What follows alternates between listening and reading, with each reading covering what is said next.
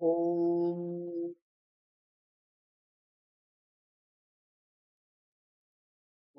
સહના ભવતુ સહનૌ ભુનક્તુ સહ વીર્યં કરવાવહૈ તેજસ્વિનાવધીતમસ્તુ મા વિદ્વિષાવહૈ. ઓમ શાંતિ શાંતિ શાંતિ.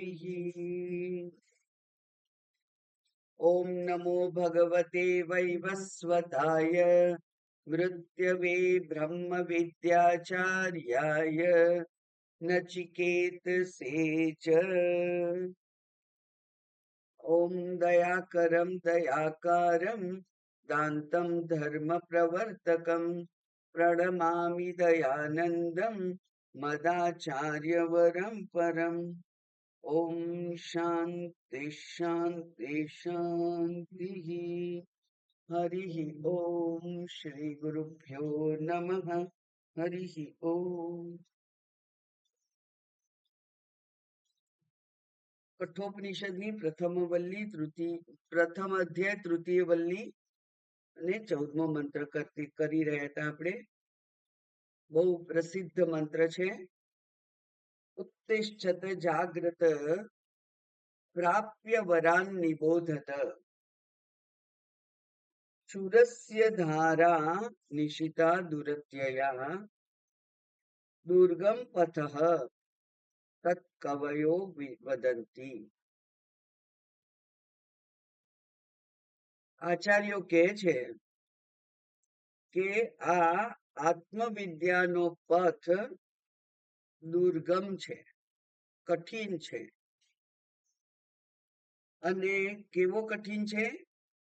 તલવારની ધાર પર ચાલવા જેટલો કઠિન છે. પણ છતાંય એ જાણ્યા વગર જન્મ બંધનના ચક્રમાંથી મુક્તિ નથી જ. એટલા માટે શ્રુતિ માતા કહે છે કે હે જંતુઓ, ઉભા થાઓ, ઉભા થઈને જાગો અને જાગી અને જે જાણવા જેવું છે એને જાણી લો. ગઈકાલે બધા જ શ્રુતિઓની ચર્ચા કરી હતી મેં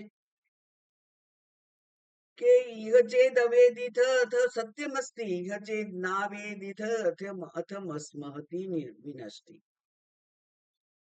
અહીંયા જો જાણ્યું તો બરાબર, અહીંયા એટલે આ શરીરમાં, અને ના જાણ્યું તો મહાન વિનાશ છે. અને મહાન વિનાશ કેવો? 84 લાખ યોનિના ચક્રમાં ચાલુ રહેવાનું. પછી ફરી જ્યારે નંબર લાગે અને મનુષ્ય શરીર પ્રાપ્ત થાય ત્યારે પાછો બીજો એક ચાન્સ મળે, કદાચ નાએ મળે. કારણ કે અહીંયા જે અત્યારે મનુષ્યો છે એમાંથી 99.99% લોકો એ તો પંચ ઇન્દ્રિયોના ભોગમાં જ મસ્ત છે. દુઃખ પડે છે તોય તે દુઃખના કાયમી ઉપાયની નો વિચાર એમને આવતો નથી. અને એટલે શ્રુતિ માતા કહે છે કે ઉભા થાઓ. અને આ વિધિલિંગ છે. વિધિલિંગ છે એટલે આદેશ છે શ્રુતિનો. શ્રુતિ આદેશ કરે છે કે ઉભા થાઓ, જાગો અને જે જાણવા યોગ્ય છે એને જાણી લો. જાણવું અત્યંત કઠિન છે, પણ છતાંય પ્રયત્ન કરવો આપણા હાથમાં છે, ફળ પરમાત્માના હાથમાં છે. પૂરો પ્રયત્ન તો કરવો જ જોઈએ. એ બધી ચર્ચા ગઈકાલે આપણે કરી લીધેલી છે. એટલે આપણે હવે આ ભાષ્ય છે એમાં આગળ જઈએ. અનાદિ અવિદ્યા પ્રસુપ્તા જંતવઃ. હે જંતુઓ, અનાદિ અવિદ્યાના નિદ્રામાં તમે બધા હજુ તો ઊંઘી રહ્યા છો. ઉઠો અને આત્મજ્ઞાન અભિમુખા ભવત. અને આત્મજ્ઞાનના તરફ મોઢું કરી અને આગળ ચાલો. અભિમુખ થવું એટલે એના તરફ મોઢું કરવું. તો આત્મજ્ઞાન જે છે, આત્મજ્ઞાન જ્યાં મળતું હોય ત્યાં, આત્મજ્ઞાન જે રીતે મળતું હોય તે રીતે, જે આશ્રમમાં મળતું હોય તે આશ્રમમાં, જે ગામમાં મળતું હોય તે ગામમાં. અને તમને કદાચ ખબર નહીં હોય કે આ જ્ઞાન નો પ્રદેશ છે એ હિમાલય છે. એટલે દક્ષિણ ભારતમાં લગ્નમાં પણ એક વિધિ છે. અને એ વિધિમાં પેલા વરરાજાને પોંખી અને અંદર લઈ જાય. પછી એક કાશી યાત્રાની એક વિધિ છે. કાશી એટલે કે દક્ષિણ ભારતમાં કાશી એ ઉત્તર છે, એટલા માટે કાશી યાત્રા.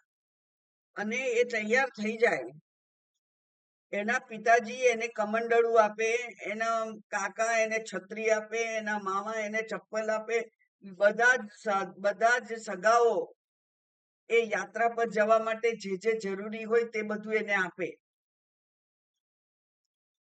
ચંપલ, છત્રી, લાકડી, કમંડલું, પાણી પીવા, જમવા ચાલે એવું બધું આપે.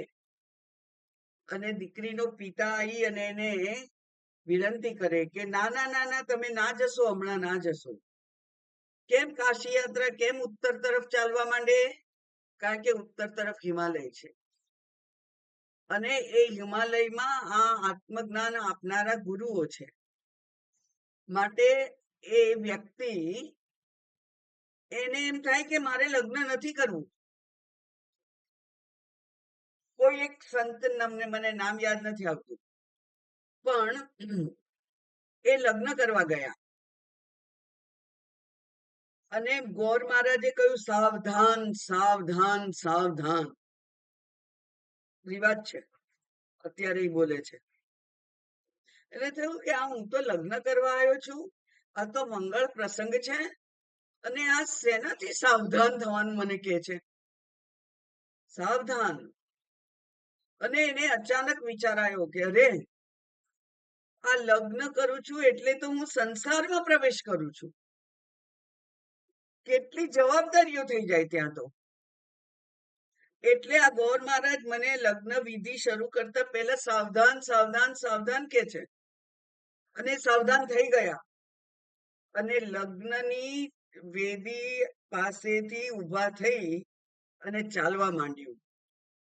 અને સંત થયા, પરમાત્માની ભક્તિમાં એ લાગી ગયા. આ કાશી યાત્રામાં પણ એવું છે કે એ દીકરાને અચાનક સમજાય છે કે અરે, લગ્ન કરું છું એટલે તો સંસારમાં પ્રવેશ કરું છું, અને પછી તો લાંબુ ચાલશે આ તો વ્યવહાર, તો સમય બગાડવો નથી. એટલે નક્કી કરે છે કે ના ના, જતો રહું, મારે હિમાલય જવું છે. અને દીકરીના પિતા એને વિનંતી કરે છે કે ના ના, તમે ના જશો, મારી દીકરી ગુણિયલ છે, તમને ગૃહસ્થાશ્રમમાં બહુ મદદ કરશે. અને બંને ગૃહસ્થાશ્રમ ભોગવી અને પછી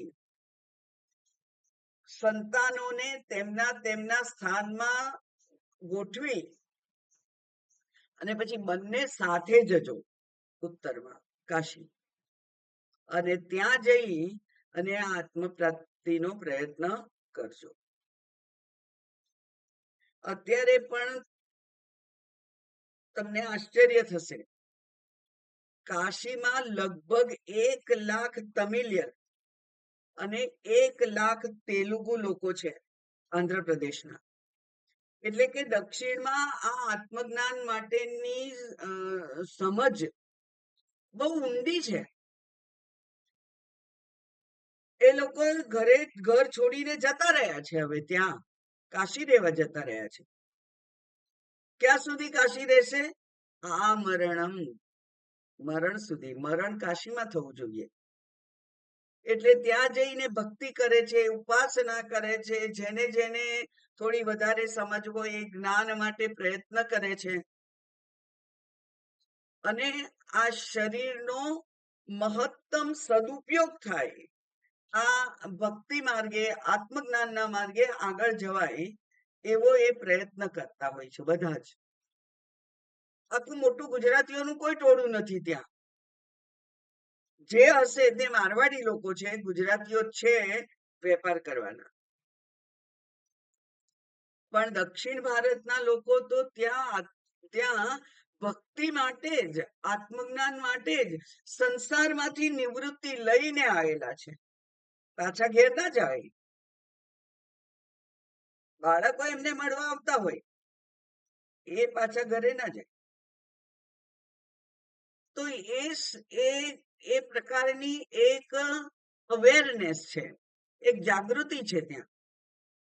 અને એટલે કે છે, હે જંતુઓ, અનાદિ અવિદ્યાથી પીડાતા હે જંતુઓ, ઉભા થાવ, ચાલો.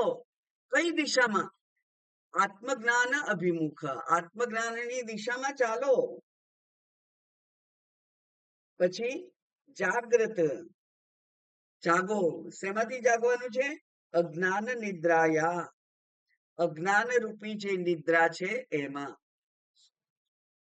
અજ્ઞાનમાં પણ અંધકાર છે, તમસ છે, અને નિદ્રામાં પણ અંધકાર છે, તમસ છે. નિદ્રા અવસ્થામાં પણ કોઈ જ્ઞાન ના થઈ શકે, અને અજ્ઞાન અવસ્થાને પકડી રાખીએ તો પણ જ્ઞાન ના થઈ શકે. આમ તો અજ્ઞાન અવસ્થા મનુષ્યો માટે બહુ સુખદાયી છે. મજા કરે છે, ભોગ કરવાના મળે છે. એટલે ભોગ કરવાના કોને ના ગમે? પણ એ કે છે, હે જંતુઓ, ઘોર રૂપાયા અજ્ઞાન નિદ્રાયા, અને કેવી છે? સર્વ અનર્થ બીજ ભૂતાયા. કારણ કે સંસારના બીજ રૂપ છે આ તો. સંસાર કોને કહેવાય? અવિદ્યા, કામ, કર્મ, પછી ફળ, અને ફળ પછી પુનર્જન્મ. એ જ સંસાર છે. તો એ સંસાર નું જે આ બીજ છે, કેવું છે? સર્વ અનર્થ બીજ ભૂતાયા, એને ક્ષયમ કુરુત, એ અજ્ઞાનનો ક્ષય કરો. અને અજ્ઞાનનો ક્ષય અચાનક ના થઈ જાય. જેવી રીતે સૂર્ય ઉગે છે અને અંધકારનો નાશ થાય છે, આપણે એમાં કઈ કરવું નથી પડતું. અને આપણે તો પાછા ઈચ્છા હોય તો સૂર્યને તો ઉગવા દઈએ, એનું કામ કરે, હું મારું કામ કરું, 10 વાગે 11 વાગે પણ ઉઠાય. એવી સમજ છે હવે. તો એ જે છે એવી એ અજ્ઞાન રૂપી તમસ જે છે, એ નિદ્રા છે, એનો તમે ક્ષય કરો. એટલે કે જ્ઞાન યોગ્યતા પ્રાપ્ત કરો. જ્ઞાન મેળવવું આપણા હાથમાં નથી, જ્ઞાન થવું આપણા હાથમાં નથી, પણ જ્ઞાનને માટે યોગ્યતા પ્રાપ્ત કરવી એ પુરુષાર્થ છે, એ આપણા હાથમાં છે. એ આ સાધકનું કર્તવ્ય છે. એટલે અજ્ઞાન નિદ્રાનો ક્ષય કરો. કથમ? કેવી રીતે થાય? બતાવો કેવી રીતે થાય. પ્રાપ્ય એટલે કે ઉપગમ્ય, વરાન એટલે પ્રકૃષ્ટાન, આચાર્યાન, આચાર્ય પાસે જાઓ. ઉપગમ્ય, તમે જાઓ, પ્રાપ્ત કરો. કોને પ્રાપ્ત કરો? વરાન, શ્રેષ્ઠ, આત્મવિદ્યામાં શ્રેષ્ઠ. હવે તમને કેવી રીતે ખબર પડે કે આચાર્ય શ્રેષ્ઠ છે કે નહીં? તો મુંડકોપનિષદે કહ્યું કે શ્રોત્રિય બ્રહ્મનિષ્ઠ આચાર્ય પાસે જાઓ. બ્રહ્મનિષ્ઠાની તો ખબર પડે જ નહીં, કારણ કે એક બ્રહ્મનિષ્ઠ જ બીજા બ્રહ્મનિષ્ઠને ઓળખી શકે. જેને બ્રહ્મનિષ્ઠા નથી એ બીજા બ્રહ્મનિષ્ઠને ઓળખી ના શકે.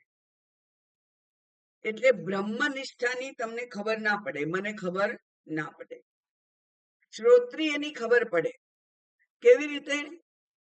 જેણે આચાર્ય ગુરુ પરંપરામાં શિક્ષણ લીધેલું છે, વેદાંત શાસ્ત્રનો પ્રસ્થાનત્રયીનું અધ્યયન જેણે પરંપરા પ્રાપ્ત એવા ગુરુ પાસેથી કરેલું છે. એટલે કે મને મારા ગુરુનું, એમના ગુરુનું, એમના ગુરુનું નામ તો મને ખબર હોવી જ જોઈએ. તો એવું જે આચાર્ય પરંપરામાં જે વેદાંત અધ્યયન કરીને આવેલા છે, કારણ કે આત્મતત્વ એટલું બધું સૂક્ષ્મ છે કે એ સૂક્ષ્મ આત્મતત્વને શ્રોતાઓ સમક્ષ ઉદ્ઘાટિત કરવાની એક ખાસ પદ્ધતિ હોય છે. જુદી જુદી પ્રક્રિયાઓનો ક્યારે ક્યારે ઉપયોગ કરવો, ઉલ્લેખ કરવો, કેવા કેવા તર્ક નો ક્યારે ક્યારે ઉપયોગ કરવો, કેવા ઉદાહરણોને ક્યાં મૂકવા, એ બધી જે કઈ આવડત છે એ આવડત ગુરુ પાસેથી મળે છે. એટલે એ આત્મતત્વને ઉદ્ઘાટિત કરવાની એક ખાસ રીત છે. એ ખાસ રીત જે છે એ આચાર્ય પાસેથી પ્રાપ્ત થઈ હોય માટે આચાર્ય પાસે તમે જાઓ. વરાન એટલે પ્રકૃષ્ટાન આચાર્યાન. અને એ કેવા હોય આચાર્ય? તત્વિદઃ. તત્ આત્મતત્વમ. તત્ એટલે આત્મતત્વ, બ્રહ્મ. એ આ બ્રહ્મને જાણતા હોય. હવે તમે ફરી પ્રશ્ન પૂછશો કે બ્રહ્મને જે આત્મવિદ હોય, બ્રહ્મને જેનો સાક્ષાત્કાર કર્યો છે, એ જ એક બતાવી શકે. વાત તમારી સાચી, પણ એટલે જ શાસ્ત્રમાં અપરોક્ષ જ્ઞાનની સાથે સાથે પરોક્ષ જ્ઞાનની પણ વાત કરેલી છે. અનુભૂતિ એ બહુ મહત્વની છે, પણ એ અનુભૂતિ કરવા માટે મનન નિધિધ્યાસન પણ બહુ જ મહત્વનું છે. અને આ જે નવા આચાર્ય હોય એ આ પ્રવચન કરતા કરતા મારા શ્રોતાઓને હું સહેલાઈથી કેવી રીતે મારી આ વાત ગળે ઉતારી શકું, કેવા શબ્દો વાપરું, કયા ઉદાહરણનો ઉપયોગ કરું, એવું જેણે મનન કરી અને આ જે પ્રવચન કરતા હોય એને મનન પણ થાય, નિધિધ્યાસન પણ થાય. 1 કલાક બોલવા માટે 2-3 કલાક મગજમાં એના એ વિચારો હોવા જોઈએ, ગોળ ગોળ ફરે, ત્યારે આ શબ્દો બધા ત્યાં ગોઠવાય છે. અને એટલે એને પરોક્ષ જ્ઞાન છે અને અપરોક્ષ થવાની એનામાં શક્યતા છે. પણ યાદ કરાવી દઉં તમને કે પેલો મંત્ર કહે છે કે એનું તમે વરણ કરો. બરાબર? એનું તમે વરણ કરો. કયો મંત્ર છે?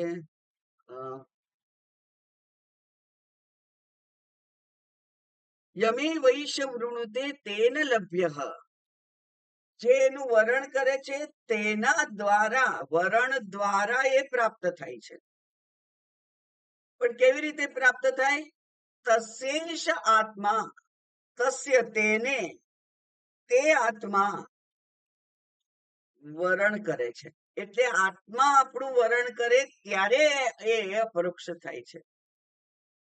આપણા વરણ કરવાથી આત્મા પ્રસન્ન થાય, અને પ્રસન્ન થઈ અને એ તમારું વરણ કરે કે ઓ, જેમ કે ભગવાન ભગવદ્ ગીતામાં વારંવાર કે છે અર્જુનને કે હે અનઘ, તું નિષ્પાપ છે, હે અનસૂય, તું અસૂયા રહિત છે, તું અધિકારી છે.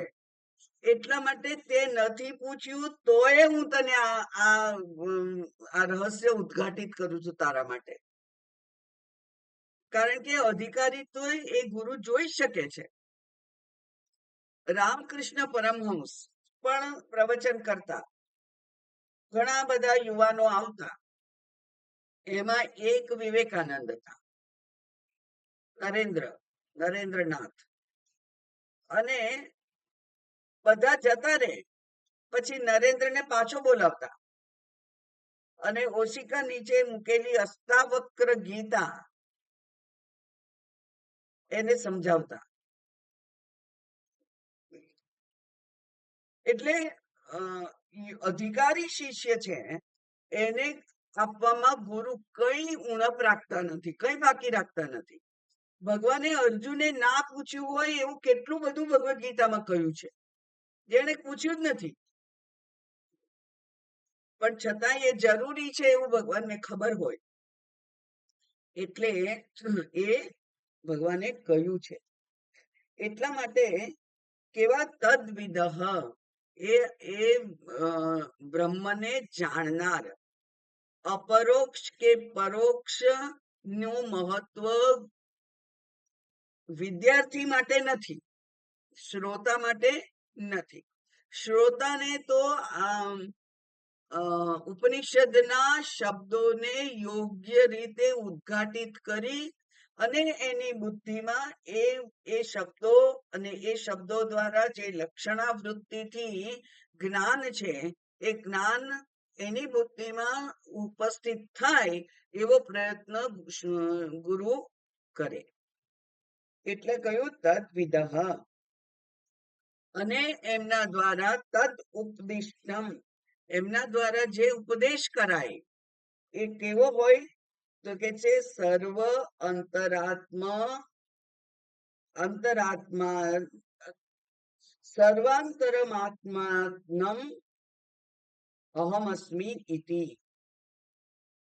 સર્વનો અંતરાત્મા રૂપ જે પરમાત્મા છે એ હું જ છું, એ અહમસ્મિ. એટલે કે આ જ્ઞાન કેવી રીતે પ્રાપ્ત કરવાનું છે? પ્રત્યક રૂપે, પ્રત્યગાભિન્ન એમ કહેવાય છે. એટલે પ્રત્યકથી અભિન્ન એવા બ્રહ્મનું જ્ઞાન પ્રાપ્ત કરવાનું છે. પ્રત્યક એટલે જે અંદર છે તે, પરાક એટલે બહાર, અને પ્રત્યક એટલે અંદર. અંતરાત્માથી. હવે આ અંતરાત્મા મારે છે કે નહીં એવું કોઈ નહીં પૂછે, કારણ કે બધાને ખબર છે સાવ અબુદ્ધ છે. જે લોકો ઈશ્વરમાં પણ નથી માનતા એવા લોકોને પણ ખબર છે કે આ શરીર જડ છે, અને એ જડ શરીરને ચેતનવાન એક્ટિવ બનાવવા માટેનું જે સિદ્ધાંત છે, જે પ્રિન્સિપલ છે, એ તો ચેતનતા છે. એક જ પરિબળ છે, ચેતનતા. એટલે આ આત્મા છે એવું માને જ છે લોકો. અને એટલે પેલા મૃત્યુ પામે ત્યારે આપણે કહીએ છીએ એમના આત્માને શાંતિ મળે. એટલે કે એ આત્મા વિહીન થઈ ગયેલા એને મૃત્યુ કહેવાયું. અને મૃત્યુ થયું ત્યારે એ જાણે કે આત્મા વિહીન થઈ ગયેલા. આપણને બધી ડિટેલ ખબર છે કે આત્મા ના હોય એવું બને જ નહીં. પણ એ આત્માને વ્યક્ત થવા માટેનું માધ્યમ હવે આ શરીરમાં રહ્યું નથી. એટલે જે પ્રતિબિંબ રૂપ આત્માને જેને આપણે જાણી શકીએ છીએ, ઓળખીએ છીએ, એ આત્મા હવે મૃતદેહમાં નથી. વ્યક્ત થયેલો આત્મા ત્યાં નથી. પ્રતિબિંબ રૂપે વ્યક્ત થયેલો આત્મા ત્યાં નથી. એવું બધા જ જાણે છે. આત્મા જતો રહ્યો એમનો, પણ એ આત્મા અને આ ચૈતન્ય બ્રહ્મ, જે સર્વવ્યાપી બ્રહ્મ છે, તે શુદ્ધ બ્રહ્મ છે, તે પરા પ્રકૃતિ જે છે, તે એ અને હું બે જુદા નથી. વેદાંત તો સમજાવીને અંતે એવું પણ કહે છે કે માયા અને પરમાત્મા એમ બે વસ્તુ નથી. સાંખ્ય દર્શન કે છે કે એક પુરુષ છે અને એક પ્રકૃતિ છે. પુરુષ પણ સત્ય છે અને પ્રકૃતિ પણ સત્ય છે, કારણ કે જગત સત્ય છે. જગત જે દેખાય છે તે સત્ય છે, એવું એ કહે છે. આપણે કહીએ છીએ જગત સત્ય નથી. સત્ય હોય તો બધાને દેખાવું જોઈએ. સત્ય હોય તો એક હંમેશા એક સરખું રહેવું જોઈએ. સત્ય હોય તો બધાને માટે એ સમાન અનુભવ હોવો જોઈએ. પણ એક જ વસ્તુનો વિવિધ અનુભવ લોકોને થાય છે. સરસ વાતાવરણ છે, વરસાદ થોડો થોડો પડે છે, આ મજા આવી ગઈ. અને જેને બહારગામ જવું હોય, બહાર જવું હોય, સ્કૂટર પર જવાનું હોય, એ કે અરે આ વરસાદ બંધ થાય સારું, આ બહુ હેરાન કરે છે. એક જ પરિસ્થિતિના અનુભવો જુદા જુદા હોય છે. એ સત્ય કદી હોઈ શકે નહીં. એટલે અહીંયા શું કહ્યું? સર્વાંતરમ આત્માનમ, જે સર્વાંતર છે, બધામાં અંદર છે, અને આત્મા છે, એ બંને અહમ અસ્મિ, એ હું જ છું. એટલે માત્ર મારો અંતરાત્મા એક જ મારા પાસે નથી, પણ અહીંયા અંતરાત્મા છે જે બધામાં છે, અને બધાના અંતરાત્મા રૂપે હું જ છું. એવું જે જાણે છે તે એ પ્રકારે તમારે જાણવાનું છે. શંકરાચાર્યજી બતાવી દે છે કે ગુરુ પાસેથી કેવી અપેક્ષા છે, ક્યાં સુધી જાણવાનું છે. કારણ કે શરૂઆતમાં તો ગુરુજી ઈશ્વર છે, જીવ જગત ઈશ્વર ત્રણેય છે, એવી રીતે શરૂઆત કરશે. પણ એટલે બ્રહ્મ અસ્તિ ત્યાંથી શરૂઆત થાય, અને અંતે બ્રહ્મ અસ્મિ ત્યાં પૂર્ણાહુતિ થાય. એટલે વચમાંથી છોડી ના દેશો તમે ભણવાનું. અહમ અસ્મિ પ્રાપ્ત ના થાય ત્યાં સુધી શ્રવણ કરવાનું છે. કારણ કે ઈશ્વર અસ્તિ, બ્રહ્મ અસ્તિ, એ તો આપણને બધાને અનુભવ થાય છે. પણ બ્રહ્મ અસ્મિ એટલા માટે શંકરાચાર્યજી કહે છે કે ગુરુ પાસે, શ્રેષ્ઠ ગુરુ પાસે જઈ અને ઉપદેશ ગ્રહણ કરો. એની અવધિ શું? ઉપદેશની અવધિ શું? અવધિ એટલે એનું એ ક્યાં સુધી કરવાનો? તો એ કે છે બ્રહ્મ અસ્મિ એવું તમને પ્રાપ્ત ના થાય ત્યાં સુધી શ્રવણ કરવા.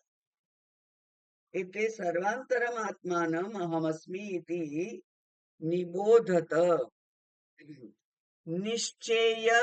નિશ્ચયેન બોધત.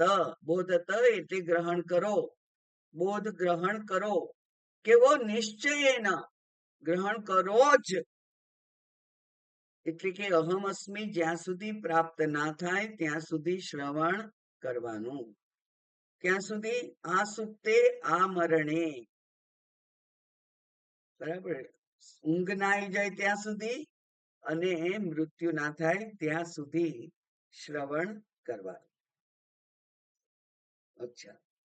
અને એને જુઓ, આ શંકરાચાર્યજી જેવા ગુરુ મળવા ખરેખર દુર્લભ છે.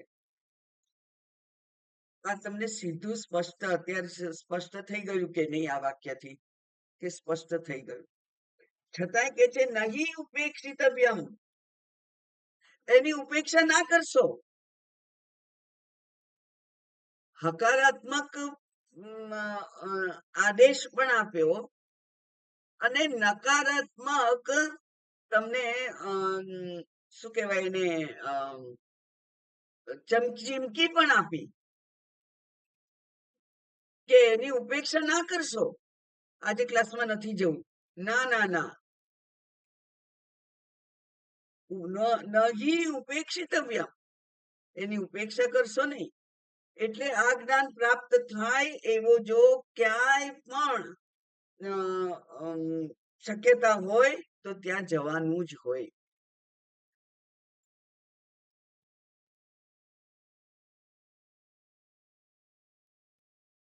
પેલા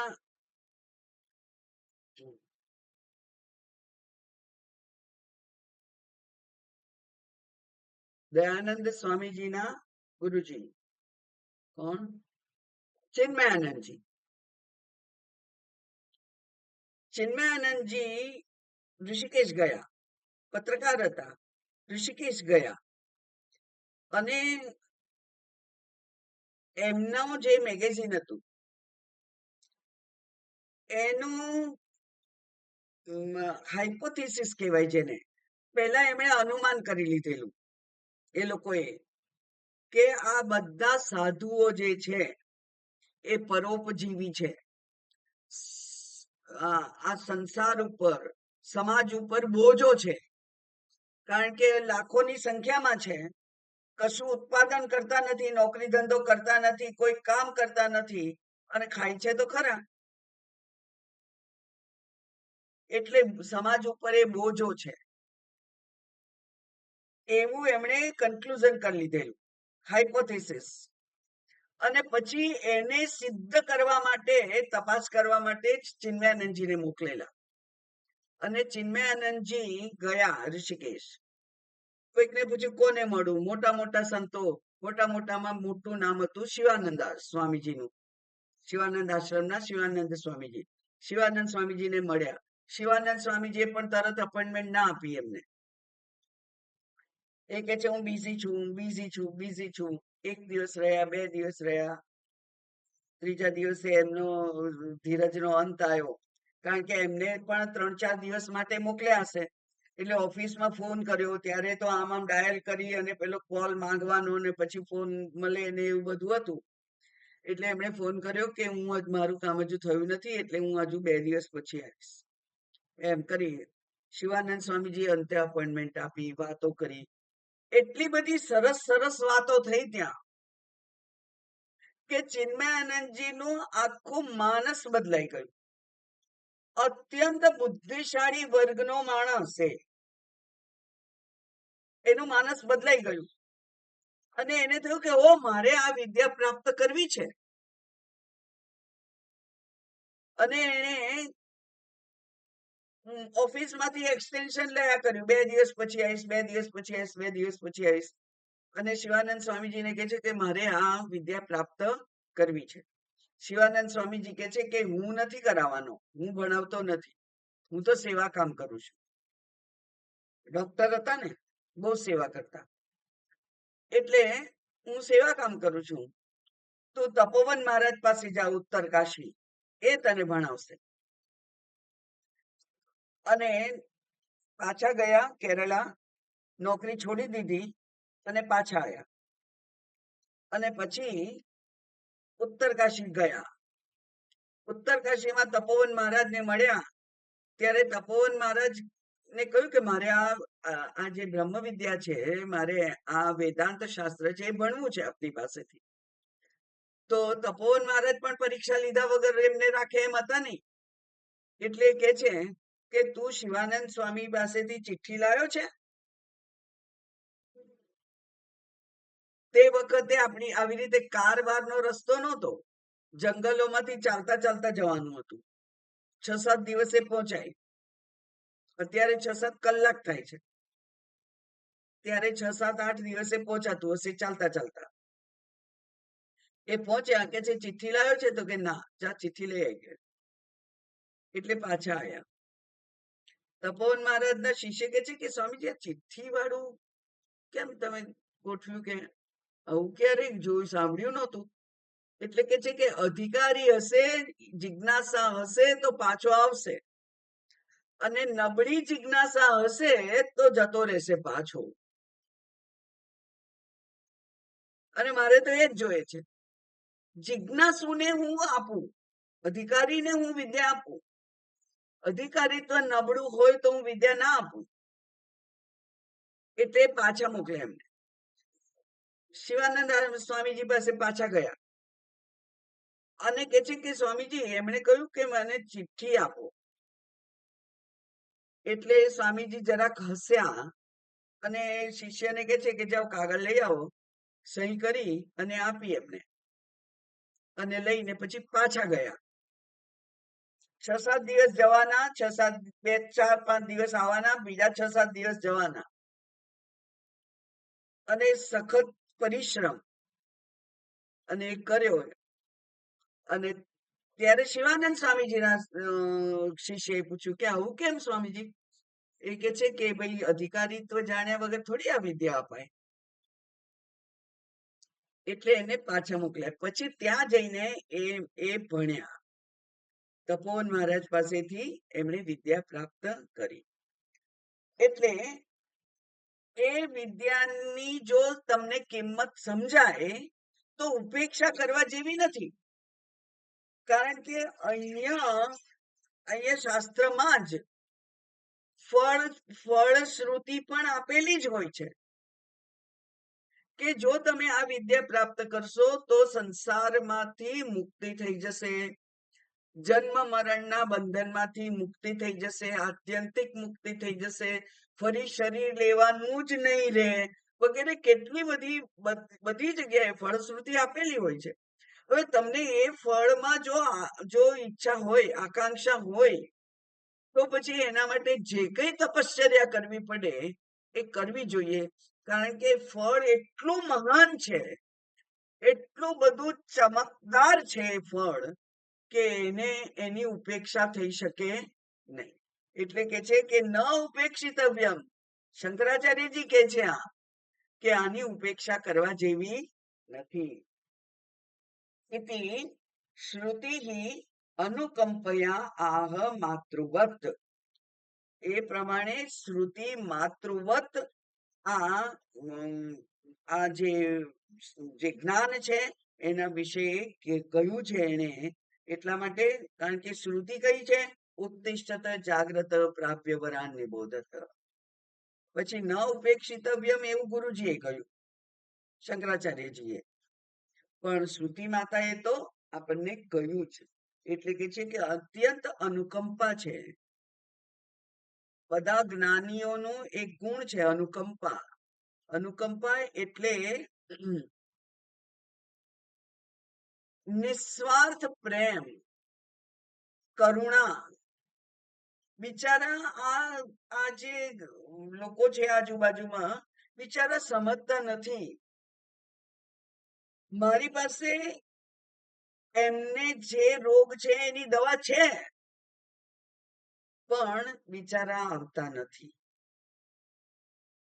આવું આ અનુકંપા થઈ એટલે જ ચિન્મયાનંદજી અને ચિન્મયાનંદજીની સાથે સાથે દયાનંદજી બંને જણે એવું નક્કી કર્યું કે આ જે મહાન વિદ્યા છે, જે માત્ર હિમાલયની ગુફાઓમાં જ રહી અને અટકી ગઈ છે, એને આપણે નીચે લાવીએ, લોકોને બતાવીએ કે આપણી પાસે આવો મહાન એવું ટ્રેઝર છે, એવી શું કહેવાય, ટ્રેઝર છે, એવી ખજાનો છે, જ્ઞાનનો ખજાનો છે આપણી પાસે. એવું આપણે બધાને બતાવીએ નહીં તો કઈ રીતે ખબર પડે એમને? એટલે એટલા માટે એ લોકો તપોવન મહારાજની અનિચ્છા છતાં પણ નીચે આવ્યા અને જાહેર પ્રવચન કરવા માંડ્યા. અધિકારી માટેની રાહ ના જોઈએ આપણે.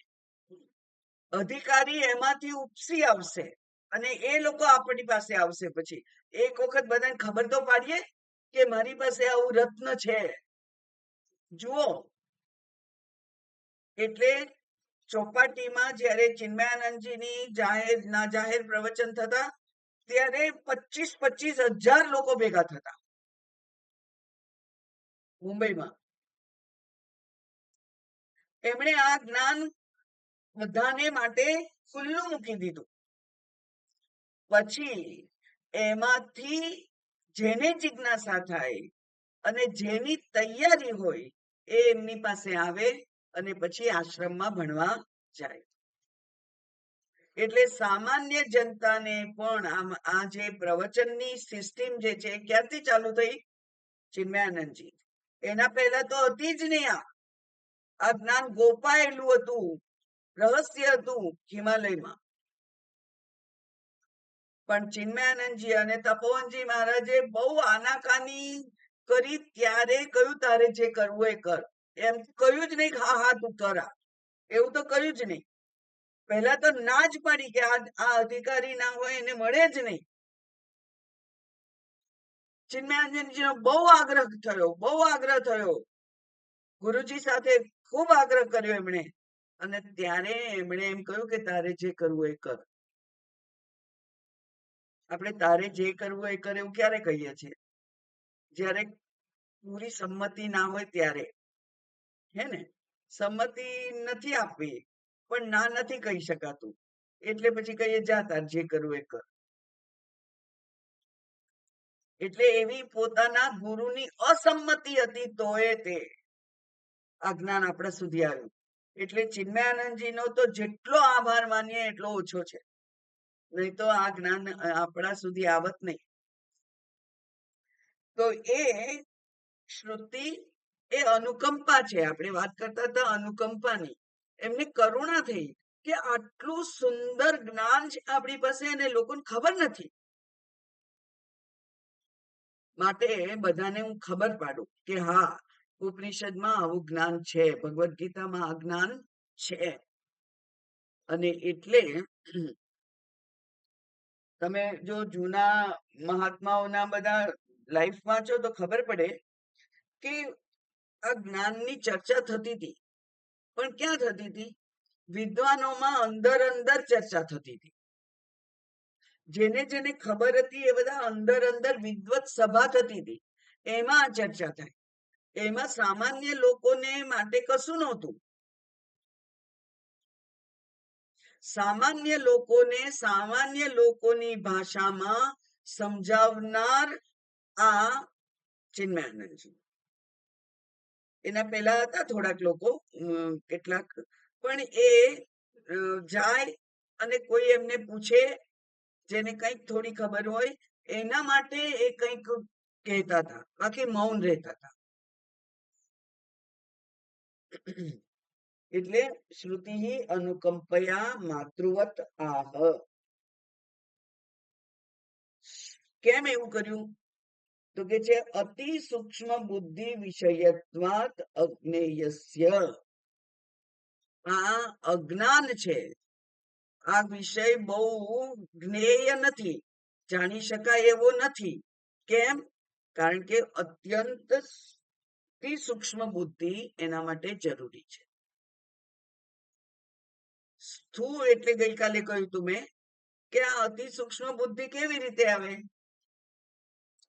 તો સ્થૂળ વિષયોમાંથી આપણે એ બુદ્ધિને પાછી ખેંચી લઈએ. સ્થૂળ વિષયોમાં એનો વ્યય ના કરીએ. સ્થૂળ વિષયોને જાણવામાં આપણે આપણી સમય અને શક્તિનો ખર્ચ ના કરીએ તો બુદ્ધિ સૂક્ષ્મ બને. જેવી રીતે સ્થૂળ ઉદાહરણ આપું તો મૌન મૌન મંદિરમાં મૌન રહેવામાં ની મહત્તા આ અધ્યાત્મ પથમાં બહુ છે. લોકો મહિનો, 2 મહિના, 6 મહિના, વરસ, 3 વરસ મૌન મંદિરમાં રહેવા જાય છે. બોલવાનું નહીં, કોઈને જોવાના નહીં, કોઈની સાથે બોલવાનું નહીં. જ્યારે પણ વાણીનો દુરુપયોગ આપણે બંધ કરીએ ત્યારે એ વાણી અતિ પવિત્ર બને છે. અને એ અતિ પવિત્ર વાણી આ શાસ્ત્રના શબ્દોને ઉદ્ઘાટિત કરવા માટે બહુ સામર્થ્યવાન બને છે.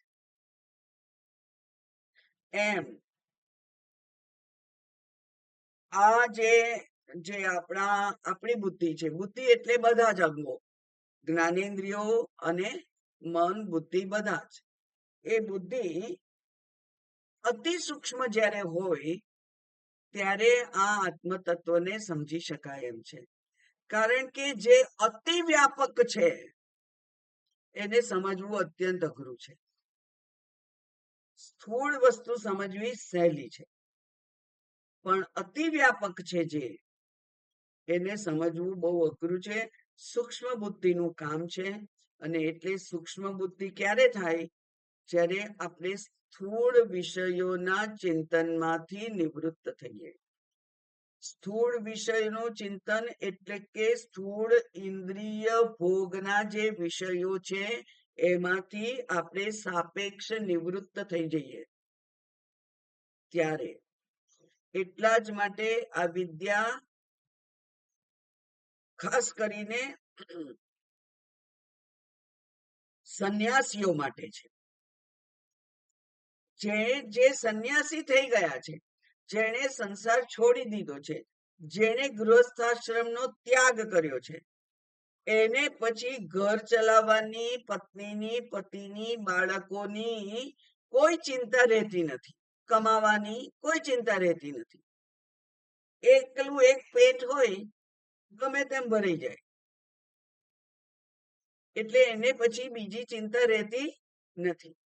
એટલા માટે અત્યારે પણ ઓમકારેશ્વરમાં રામાનંદજીનો જે આશ્રમ છે, જ્યાં પ્રણવાનંદજી પ્રસ્થાનત્રયનું અધ્યયન કરાવે છે ત્યાં, અને બીજા ઘણા બધા આશ્રમોમાં ઉત્તરમાં પણ મેં જોયું, ત્યાં પણ ખાસ કરીને જે લોકો બ્રહ્મચારી છે અને સંન્યાસી છે એને જ વેદાંત શાસ્ત્ર શીખવાડે છે.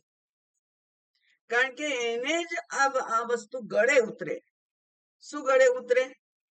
કે આ મારે પૈસાની, ઘરની, પત્નીની, પુત્રની કઈ જરૂર નથી. એની કોઈ મારે ચિંતા નથી.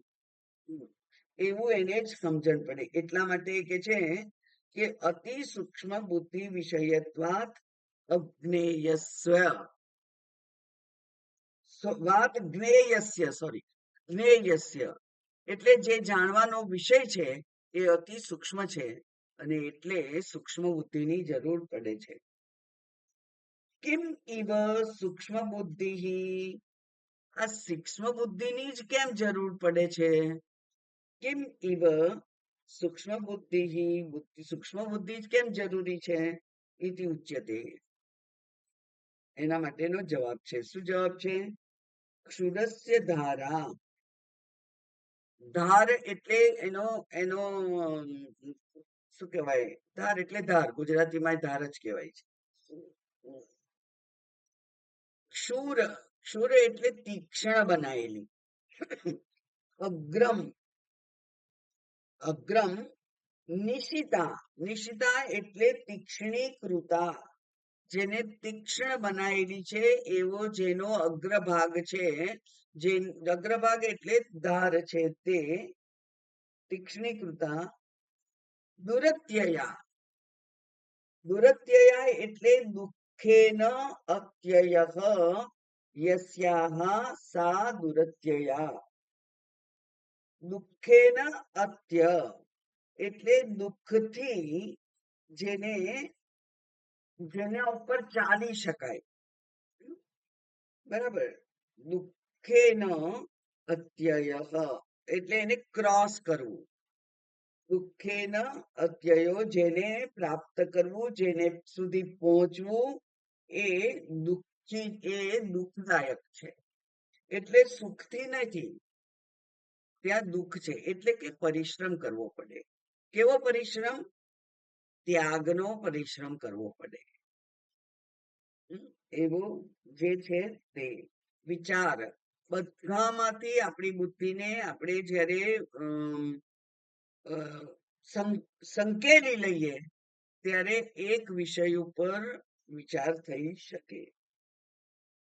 પહોંચવું અતિ દુષ્કર છે. યથા, જેવી રીતે સા એટલે તે વિદ્યા પદભ્યામ દુર્ગમનીયા, પદભ્યામ પગથી ચાલી અને આપણે આ જંગલ ક્રોસ કરી દઈશું એવું જો તમે વિચારતા હો તો આ એવું જંગલ છે કે જે આપણા પોતાના પગથી ચાલીને ક્રોસ કરી શકાય એમ નથી. એટલે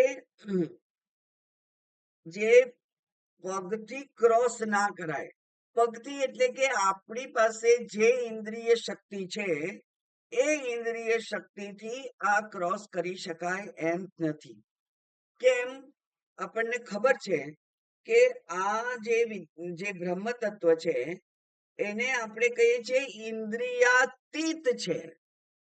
અતીત, ઇન્દ્રિયોથી એને જાણી શકાય એમ નથી. એટલે 5 ઇન્દ્રિયો જે છે, 5 જ્ઞાનેન્દ્રિયો અને 5 કર્મેન્દ્રિયો, એ ઇન્દ્રિયો થકી જેને જાણી શકાય એમ નથી, જ્યાં પહોંચી શકાય એમ નથી. એવું જે આ તત્વ છે તે. બાકી તો લોકો આખી દુનિયાનો ચાલતા પ્રવાસ કરે છે, આખી દુનિયાનો મોટરસાયકલ પર પ્રવાસ કરે છે. બધું લોકો સાહસો ઘણા કરતા હોય છે, પણ અહીંયા આ વિષય જ એવો છે કે જ્યાં ઇન્દ્રિયોની જે શક્તિ આપણને પ્રાપ્ત થઈ છે એનાથી આ પ્રાપ્ત થઈ શકે એમ નથી. અને આપણી પાસે માત્ર સ્થૂળ ઇન્દ્રિયો જ સાધન છે. સાધન રૂપે આપણી પાસે માત્ર ઇન્દ્રિયો છે. અને એટલે એ પદભ્યામ દુર્ગમનીયા તથા દુર્ગમ, એટલે માટે એને કહ્યું દુર્ગમ. ગમ એટલે જવું, પહોંચવું, અને દુર્ગમ એટલે બહુ બહુ કષ્ટથી જ્યાં પહોંચી શકાય એ દુર્ગમ કહેવાય છે. ના પહોંચી શકાય એવું નથી. જુઓ, આપણે એને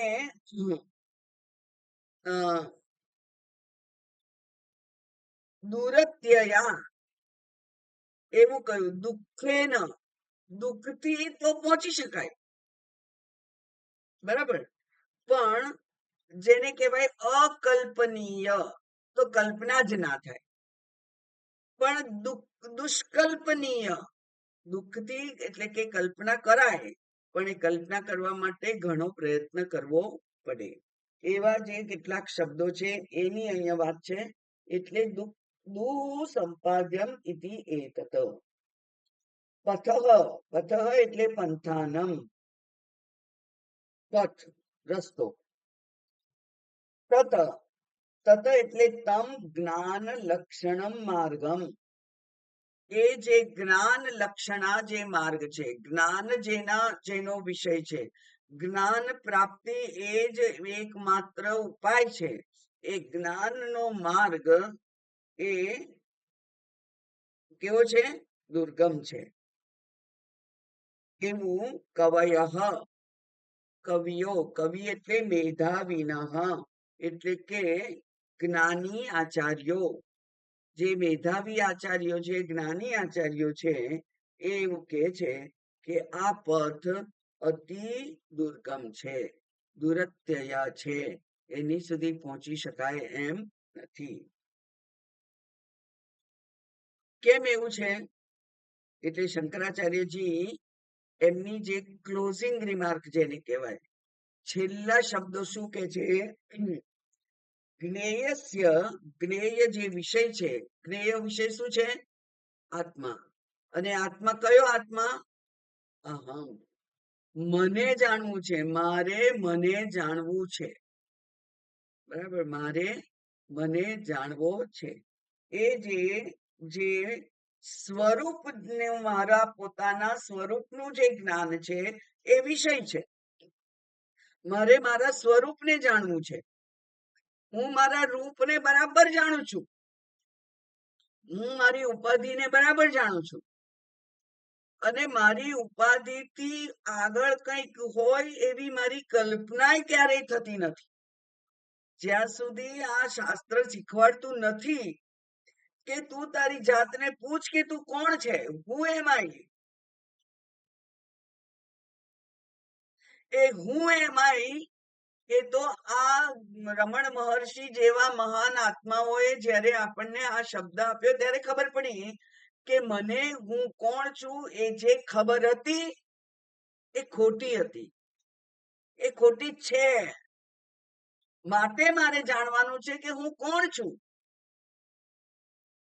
અને હું તો એ ચૈતન્ય આત્મ તત્વ છું એવું જ્યારે ખબર પડે, હું એમ આઈ નો જવાબ મળે ત્યારે કોઈ દુઃખ રહેતું નથી, કોઈ સમસ્યા રહેતી નથી. એટલે પૂજ્ય સ્વામીજીએ એના માટે સરસ એક લેખ લખેલો છે. એમણે કહ્યું કે problem is you, solution is you. Problem is you. તો એ યુ એ આ વ્યવહારિક હું, ઉપાધિ હું, જેને હું જાણું છું એ. અને સોલ્યુશન ઇઝ યુ. અને તમે જાણો કે એ જે ઉપાધિ છે એ તો મિથ્યા છે અને હું તો આત્મ તત્વ છું. એ જ સોલ્યુશન છે. તો પ્રોબ્લેમ પણ હું જ છું અને સોલ્યુશન પણ હું જ છું. વ્યવહારિક હું એ પ્રોબ્લેમ થી ઘેરાયેલો છે અને પારમાર્થિક હું ને કોઈ પ્રોબ્લેમ જ નથી. બસ આટલું જ જાણવાનું છે. એટલા માટે કે છે જ્ઞેયસ્ય. કોને જાણવાનું છે? આત્માને જાણવાનો છે. અતિ સૂક્ષ્મત્વાત. એ અતિ સૂક્ષ્મ છે કારણ કે એ બહાર નથી, એ અંદર છે. જ્યાં મારી દ્રષ્ટિ જ ના જાય. આપણે કોઈક કશેક બહારગામ ગયા અને આપણા જે ખજાનો હોય, ઘરેણા વગેરે થોડા ઘણા જે હોય તે, એને કોઈક એક જગ્યાએ સાચવીને મૂકી દઈએ અને પછી ભૂલી ગયા. અને પછી આપણે બધે તપાસ કરીએ. બધી જ્યાં જ્યાં આપણી પેલી હોય કે આ જગ્યાએ હું મૂકું કઈક વસ્તુ અગત્યની, એ બધે મૂકીએ, તપાસ કરીએ. એ એવી જગ્યાએ મૂકી હોય પેલા ડસ્ટબિનમાં કે આપણે જ ભૂલી ગયા હોઈએ. કારણ કે ડસ્ટબિન થોડો પેલો ચોર ઉથામવાનો છે, એ બધું જ ઉથામે, ડસ્ટબિન ના લે. એટલે ત્યાં મૂક્યું હોય આપણે અને આપણે જ ભૂલી જઈએ. એવું જ થયું છે અહીંયા. એ કે આ જ્ઞેયસ્ય અતિ સૂક્ષ્મત્વાત તદ વિષયસ્ય જ્ઞાન માર્ગસ્ય. તે વિષયના જ્ઞાનનો જે માર્ગ છે તે દુસ્સંપાદ્યત્વમ વદંતી. એ સંપાદન કરવું, ત્યાં સુધી પહોંચવું, ત્યાં સુધી સફળતા પૂર્વક પહોંચવું એ અઘરું છે, અતિ કઠિન છે એવું આ વિદ્વાનોનો મત છે, એમ શંકરાચાર્યજી કહે છે. એટલે કે આંતર ખોજની જરૂર છે અને એના માટે ખાસ સાધનો જોઈએ. એના માટે ખાસ સાધનો જોઈએ. જે સામાન્ય સાધન છે એ સામાન્ય સાધનોથી આ કામ થઈ શકે એમ નથી. જે જાણવા માટેની 5 ઇન્દ્રિયો આપણને ભગવાને આપી છે એનાથી આ પ્રાપ્ત થઈ શકે એમ નથી. તો ક્યાં જવું પડશે? તો શબ્દ પ્રમાણ જ્યાં છે ત્યાં જવું પડશે. એટલે કે વેદાંતના વેદના શબ્દો સુધી જવું પડશે. કારણ કે ત્યાં જ આ ઉદ્ઘાટિત થયેલો છે. અને વેદના શબ્દો મને સમજણ પડે એમ નથી, માટે ગુરુ પાસે જવું પડશે. એટલે સાવ નાનું ફુલ્લી થઈ હોય પણ આપણે ઘેર એનું નસ્તર કરી શકીએ નહીં. એના માટેના યોગ્ય સાધન આપણી પાસે નથી. આપણને ખબર છે ડોક્ટર શું કરવાના છે, પણ ત્યાં જ જવું પડે, કારણ કે એના ખાસ સાધન ત્યાં જ છે. એટલે આ જે અતિ સૂક્ષ્મ છે, જેમ કે એનો પેલું લોખંડના સાધનો બનાવતો હોય, એના સાધનો સોનીને કામ ના લાગી શકે. બરાબર ને? સાધન એક જ હોય, પકડ ને આમ તેમ બધું એક જ હોય, પણ પેલાનું જેટલું હોય એવું આનું એના કરતાનું જુદું હોય. એવું જ સર્જન હોય, એ સર્જનના સાધનો આવા જ કાપવા કાતર હોય ને ચપ્પુ હોય ને એવું જ બધું હોય, પકડવાનું હોય, પણ એ બધા જુદા હોય. એમ આ આંતર ખોજનું સાધન પણ ખાસ હોય, અને ખાસ સાધનને આપણે સંપાદન કરીએ ત્યારે આ આ તત્વ પ્રાપ્ત થાય. હવે જુઓ, આનંદગીરી ટીકામાં એક જ વાક્ય ઉપરનું બહુ સુંદર છે. એ કે છે ક્રમેણ. આ અચાનક પ્રાપ્ત ના થઈ જાય, ક્રમથી પ્રાપ્ત થાય, ધીરે ધીરે. અધિકારી તો ધીરે ધીરે વધે. કેવી રીતે? તો કે છે વિષય દોષ દર્શનેન અભ્યાસેન ચ. વિષયોમાંથી આપણું મન હટતું નથી, તો શું કરવાનું? વિષયોમાં દોષ દર્શન કરવાનું. ગુણને કારણે વિષયોમાં ગુણ જોઈએ છે એટલે આપણે આકર્ષાઈએ છીએ. હવે એને જ એ ગુણ જે છે એને દોષ રૂપે જોવાનું. બહુ બહુ જ સ્વાદિષ્ટ એવી વાનગી છે, એ આકર્ષે છે આપણને, પણ આપણે દોષ જોવાનો કે એક ખાઈશ તો મને એસિડિટી થઈ જશે, તો પછી એનાથી દૂર થવાય. આમ દોષ દર્શનેન અને અભ્યાસેન ચ બાહ્યકરણ અંતઃકરણ, બાહ્યકરણ અને અંતઃકરણ બંનેનો વ્યાપાર છે એ પ્રવિલાપિને સતી.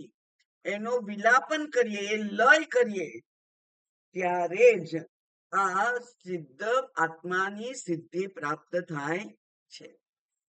તો બે વસ્તુ કહી દીધી તમને. કઈ કહી દીધી? એક કહ્યું કે દોષ દર્શન કરવું, અને બીજું કહ્યું કે અભ્યાસ કરવો, પ્રેક્ટિસ કરવી. જે બહિર્મુખીતા છે એનાથી અંતર્મુખી થવાની પ્રેક્ટિસ કરવી. આ બે ઉપાય કયા? આ વિષય સૂક્ષ્મ છે. કેટલો સૂક્ષ્મ છે એની વાત હવે પછીના મંત્રમાં કરશે, જે આપણે આવતા વખતે જોઈશું. ઓમ પૂર્ણમદ પૂર્ણમિદમ પૂર્ણાત પૂર્ણમુદચ્યતે પૂર્ણસ્ય પૂર્ણમાદાય પૂર્ણમેવાવશિષ્યતે. ઓમ શાંતિ શાંતિ શાંતિ. હરિ ઓમ. શ્રી ગુરુભ્યો નમઃ. હરિ ઓમ.